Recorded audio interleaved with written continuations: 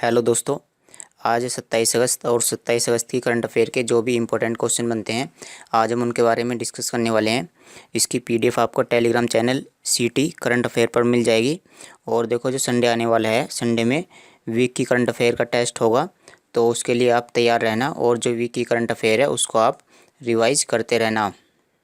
पहला क्वेश्चन देखते हैं। देखिए, academic ranking of world universities, यानी जो दुनिया के विश्वविद्यालय हैं उनकी एक रैंकिंग दी गई है। तो academic ranking of world university की रिपोर्ट के अनुसार विश्व की सर्वश्रेष्ठ यूनिवर्सिटी कौन सी बनी है। तो वर्ल्ड की बेस्ट यूनिवर्सिटी कौन सी है ये हमें बताना है। तो यूनिवर्सिटी का नाम है हार्वर्ड विश्वविद्यालय या हार्वर्ड यूनिवर्सिटी। और ये यूनिवर्सिटी कहाँ पर है? यह यूनिवर्सिटी अमेरिका में स्थित है। और इसमें ये क्वेश्चन भी बनता है कि इसमें ये जो रैंकिंग दी गई है ये किसने प्रदान की है।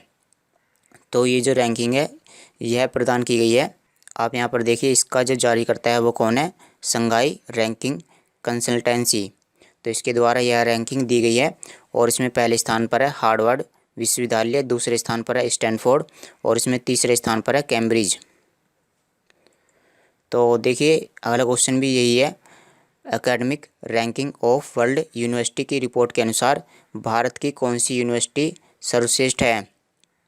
तो ये जो रैंकिंग है यह भी इसी संस्थान के द्वारा दी गई है। तो अगर हम भारत की बेस्ट यूनिवर्सिटी की बात करें तो उसका नाम है IISc बेंगलुरु, जो कहाँ पर स्थित है? जो कर्नाटक में स्थित है। तो इसका जो जारी करता है, इसका जारी करता भी वही है, संघाई रैंकिंग कंसल्टेंसी।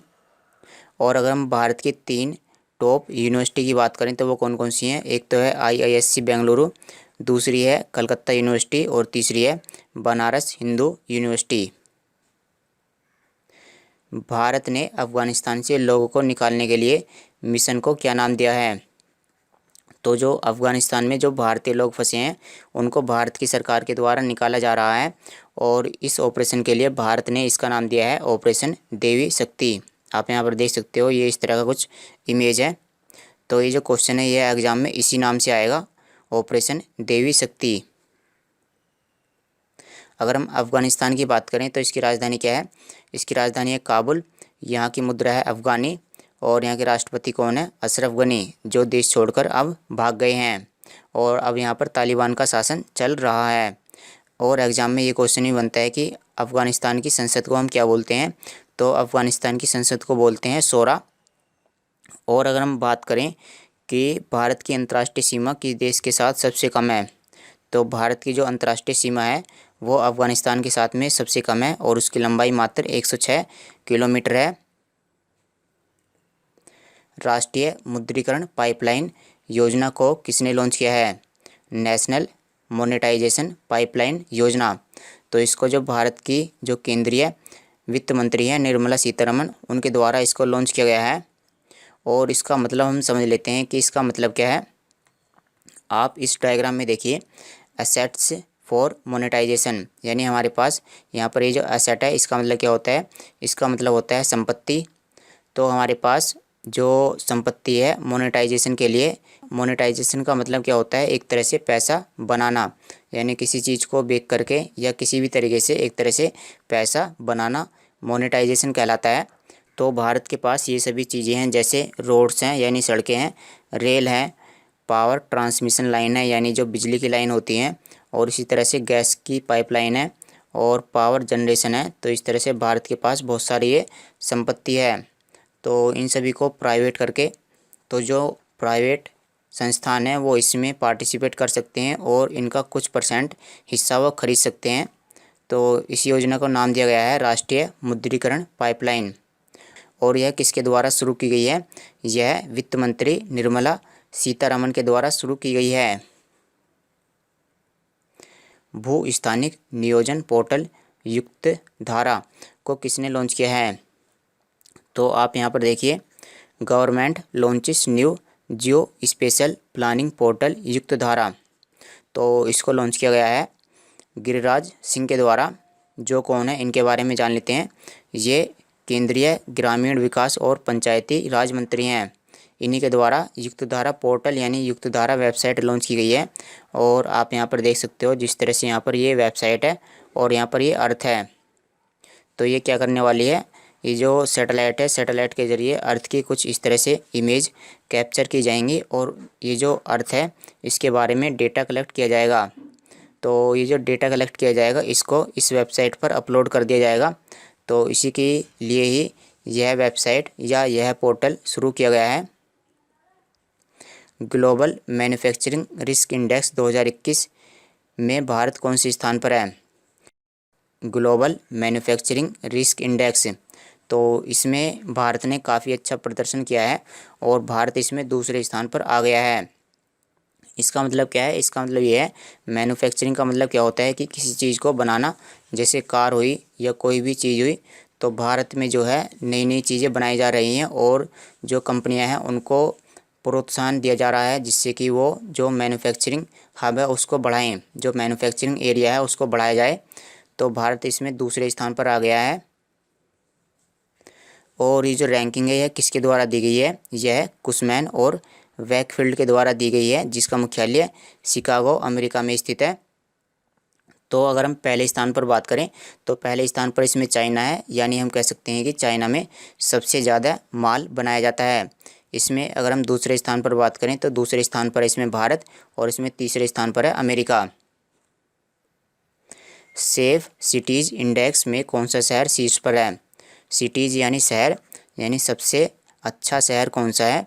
और ये जो अच्छा शहर है यह किस आधार पर हम कह सकते हैं? यहाँ पर ये जो सेफ सिटी है इसका जो आधार है वो यहाँ पर जैसे स्वास्थ्य सेवा कितनी है, यहाँ पर अस्पताल कितने हैं, यहाँ पर शिक्षा का लेवल क्या है, तो इसी के आधार पर ये जो रैंकिंग है ये दी गई है। और इसमें जो वर्ल्ड का बेस्ट शहर है उसका नाम है कोपेनहेगन। कोपेनहेगन। और ये कहाँ पर स्थित है इसके बारे में भी जान लेते हैं। यह डेनमार्क की राजधानी है, डेनमार्क। और अगर हम इसमें पहले स्थान की बात करें तो पहले स्थान पर है कोपेनहेगन, दूसरे स्थान पर है टोरंटो और तीसरे स्थान पर है सिंगापुर। ये जो टोरंटो है यह अमेरिका में स्थित है और सिंगापुर तो सिंगापुर में ही स्थित है।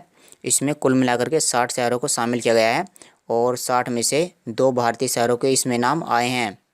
और जो जो दिल्ली है और जो मुंबई है इन दोनों को इसमें शामिल किया गया है। जो दिल्ली है इसमें 48वें स्थान पर है और मुंबई इसमें 50वें स्थान पर है। श्री बसवा अंतर्राष्ट्रीय पुरस्कार से किसे सम्मानित किया जाएगा? बसवा अंतर्राष्ट्रीय पुरस्कार, तो ये जो पुरस्कार होता है यह किसके द्वारा प्रदान किया जाता है? तो ये जो पुरस्कार है यह कर्नाटक की सरकार के द्वारा प्रदान किया जाता है। और इसमें दूसरा क्वेश्चन ये बनता है कि ये जो पुरस्कार है यह किस क्षेत्र में दिया जाता है, जैसे विज्ञान के क्षेत्र में या कला के क्षेत्र में या साहित्य के क्षेत्र में। तो ये जो पुरस्कार होता है यह जो सामाजिक कार्य होते हैं उनके लिए दिया जाता है। और चलिए तीसरा क्वेश्चन देख लेते हैं कि यह पुरस्कार किसको मिला है। तो यह पुरस्कार मिला है, आप यहाँ पर देख सकते हो, श्री बसवलिगा पट्टादेवरू, श्री बसवलिगा पट्टादेवरू। तो यह पुरस्कार इनको प्रदान किया गया है। और इन्होंने ऐसा क्या किया था, इन्होंने एक भाल्की हिरेमठ, तो ये जो भाल्की हिरेमठ है ये एक तरह से संस्था की तरह कार्य करता है। और इसमें जो अनाथ बच्चे होते हैं उनके लिए शिक्षा, उनके लिए खाना, तो ये सभी चीज़ें प्रोवाइड कराई जाती हैं। और इसके जो वरिष्ठ दृष्टा हैं यानी इसको जो चलाने वाले हैं उनका नाम क्या है? श्री बसवलिगा पट्टादेवरू। अगर हम कर्नाटक के बारे में बात करें तो इसकी राजधानी है बेंगलुरु। यहाँ के मुख्यमंत्री हैं बासवराज बोम्मई और यहाँ के राज्यपाल हैं थावरचंद गहलोत।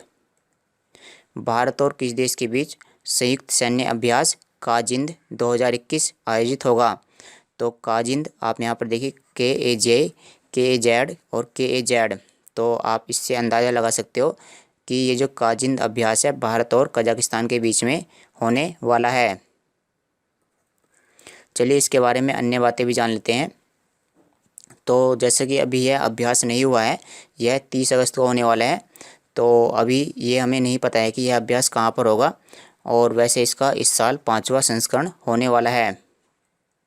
चलिए कजाकिस्तान के बारे में जान लेते हैं। इसकी राजधानी क्या है? इसकी राजधानी है नूर सुल्तान और यहाँ की मुद्रा है कजाकिस्तानी टेंगे। जैसे कि आप यहाँ पर मैप में देख सकते हो, ये है कजाकिस्तान और इसकी राजधानी क्या है, नूर सुल्तान। विश्व जल सप्ताह 2021 का विषय क्या है? तो जो विश्व जल सप्ताह है यह 23 से 27 अगस्त के बीच में आयोजित किया जा रहा है, 23 से 27 अगस्त के बीच में। और यह जैसे कि इसके नाम से ये पता चलता है कि इसका आयोजन 7 दिन के लिए कराया जाएगा। और इसमें क्या कराया जाएगा, इसमें जो जल से संबंधित परेशानियां हैं उनको दूर किया जाएगा, उन पर चर्चा की जाएगी। तो इस साल जो इसका विषय है वो क्या है, building resilience faster. Building resilience faster इसका विषय है। और ये जो विश्व जल सप्ताह होता है इसका आयोजन कौन कराता है, आप यहाँ पर देखिए, इसका आयोजन कराता है सिवी, SIWI। चलिए तो इसकी हम फुल फॉर्म जान लेते हैं। इसकी फुल फॉर्म है स्टॉकहोम इंटरनेशनल वाटर इंस्टीट्यूट। तो हर साल इसके द्वारा ही विश्व जल सप्ताह का आयोजन किया जाता है। किस राज्य में वाचुआ महोत्सव का आयोजन किया जा रहा है? वाचुआ महोत्सव, तो इसका आयोजन किया जा रहा है असम के अंदर। आप यहाँ पर देख सकते हो, ये है वाचुआ महोत्सव या वाचुआ त्यौहार। और देखो इसमें क्या किया जाता है इसके बारे में भी समझ लेते हैं। तो जैसा यहाँ पर असम के अंदर जब कृषि अच्छी तरह से तैयार हो जाती है तो कृषि के उत्सव को मनाने के लिए ही वाचुआ महोत्सव मनाया जाता है। और यहाँ की असम की एक जनजाति है जिसका नाम है तिवा। असम की जनजाति का नाम क्या है, तिवा। तो ये जो तिवा जनजाति के लोग हैं इसी त्यौहार को मनाते हैं। अगर हम असम की बात करें तो इसकी राजधानी है दिसपुर। यहाँ के मुख्यमंत्री हैं हिमंत बिस्वा शर्मा और यहाँ के राज्यपाल हैं जगदीश मुखी। यह 7 राज्यों के साथ में अपनी सीमा साझा करता है और यह उत्तरी पूर्वी राज्य है। कौन सी कंपनी 100 अरब डॉलर का एम कैप या इसी को हम बोलेंगे, एम का मतलब मार्केट और कैप का मतलब क्या है यहाँ पर, कैपिटलाइजेशन, मार्केट कैपिटलाइजेशन पार करने वाली चौथी भारतीय कंपनी बन गई है। तो चलिए सबसे पहले हम इसका नाम समझ लेते हैं, फिर इसके बारे में हम जानेंगे कि एम कैप होता क्या है। तो इस कंपनी का नाम क्या है, इन्फोसिस, जो भारतीय कंपनी ही है। और देखो अब हम मार्केट कैप का मतलब समझ लेते हैं। मार्केट कैप या इसी को हम हिंदी में बोलते हैं बाजार पूंजीकरण। तो इसका मतलब है कि जो इन्फोसिस है इसकी मार्केट में वैल्यू कितनी है, इसकी मार्केट में वैल्यू कितनी है। और वैल्यू किस तरह से डिसाइड की जाती है, वैल्यू इस तरह से डिसाइड की जाती है कि इसके मार्केट में कितने शेयर हैं, नंबर ऑफ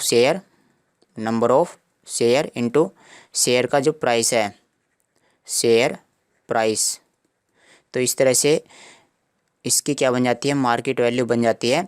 तो मार्केट वैल्यू के आधार पर ही ये जो रैंकिंग है यह दी गई है। तो इसमें जो इन्फोसिस है यह चौथे स्थान पर है। और अगर हम इसमें पहले स्थान पर बात करें तो वो कौन सी है, रिलायंस इंडस्ट्री दूसरे स्थान पर है, TCS या टाटा कंसल्टेंसी सर्विस, और इसमें तीसरे स्थान पर है HDFC बैंक, जो 100 बिलियन डॉलर के मार्केट कैप को पहले ही पार कर चुके हैं। अगर हम इन्फोसिस की बात करें तो इसकी स्थापना 1981 में हुई थी और इसका मुख्यालय बेंगलुरु में स्थित है। तो चलिए दोस्तों आज की वीडियो में इतना ही। Thanks for watching the video. कल मिलते हैं आपसे।